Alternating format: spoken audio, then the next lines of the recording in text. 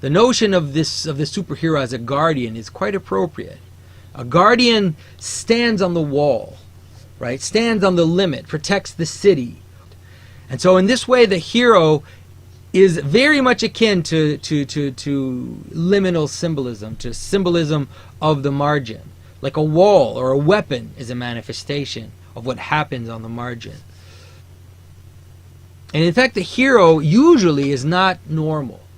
The hero is not a proper extension of the center, let's say, not a proper extension of identity. Rather, the hero is an exception.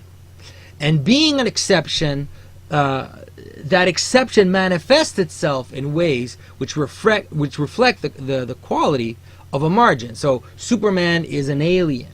Wonder Woman is an Amazon. Aquaman is from Atlantis. And so many others of the superhero types are born from accidents. They're freaks, right? Like Dr. Manhattan or Hulk. And so many of the superheroes, they suggest a type of hybridity, right? The type of hybridity that happens on the margin. On the place where two categories meet, that's where hybridity begins to occur. And so we can see that in the names of the superheroes like Batman, Spider-Man, etc., etc. Not just a man, but a something man. And usually that's something, let's say it's an animal, or it's a power, or it's something strange, let's say. And the heroes in antiquity, the heroes of mythology, of the pre-Christian world, were also these hybrid things. They were usually demigods, right? Ambiguous hybrid beings that stand between worlds. Heracles, Achilles. But we also see that in the Bible, in the pre-Diluvian giants, right? They were called men of renown and were known for their extraordinary feats. And they were born of the miscegenation between the sons of God and the daughters of men. Whatever you think that means, it doesn't matter. What's important is to understand that they are this last generation before the end of a world, this limit of the world. And being at the end of the world before its destruction, they appear as this mixture of categories, as a place where the categories begin to fall apart. And the biblical giants, they also remind us that the superhero usually is a mere reflection of the supervillain, let's say, like two sides of a coin, or rather two sides of a wall. And that sometimes the difference between what's on one side of the wall and what's on the other isn't that obvious. And that was certainly the case in antiquity.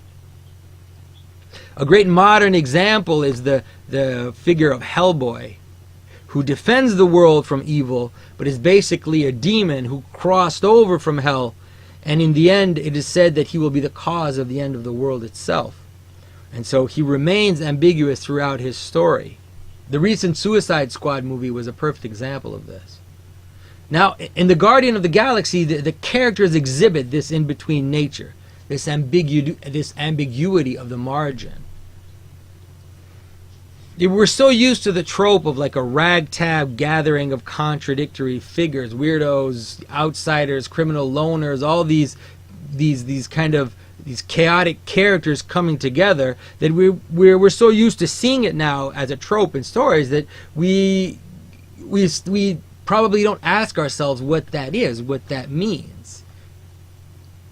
So the basic superhero story, usually, let's say the one that comes to mind if we think right away of a basic superhero story, that we could say the most archetypal story would be this notion that there's a threat from the periphery. There's something from the margin which threatens the center. Something monstrous is attacking. So think of Independence Day. Think of Pacific Rim, and those types of movies of this invading outer, this invading stranger, this invading alien that comes, and the hero saves us from that thing.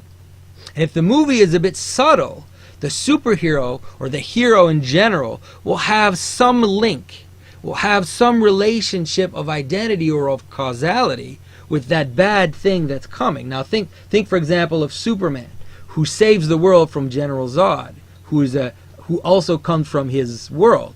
Think of the X-Men, who have to save the world from Magneto and other mutants who are just like them. So now, because the superhero is an in-between character, he can also sometimes defend the world not from the outside threat, but from the dangers and the pathologies of the center itself.